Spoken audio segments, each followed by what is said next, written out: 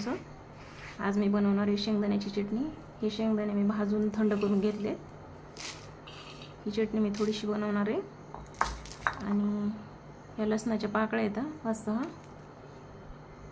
इथे मी लाल तिखट घेते आणि मीठ घेते चवीनुसार. हे आपण आता बारीक कुटून घेऊ. अशी चटणी खायला मस्त लागते जेवणासोबत.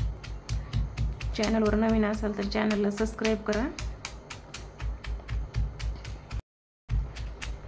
हे बघा चटणी बारीक व्हायला लागली.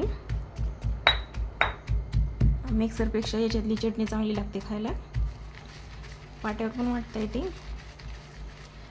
मी नेहमी वेगळ्या प्रकारच्या चटण्या बनवत असते. घरामध्ये 2-3 चटण्या हमेशा बनवलेल्या असतात.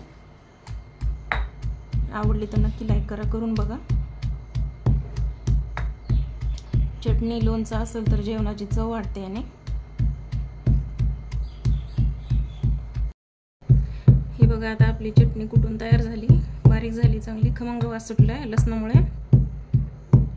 छान लागते, करून बघा एकदा. आवडली तर नक्की सांगा, कमेंट करा, शेअर करा.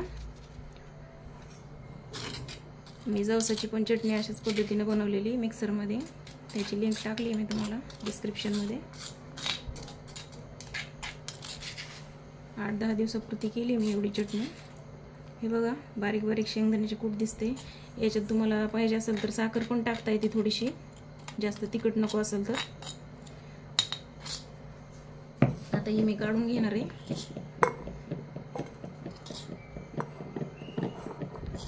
खमंग असा वास यायला लागला चटणीचा. आमच्याकडे नेहमी चटणीचा घरात वापर होतो जेवणामध्ये.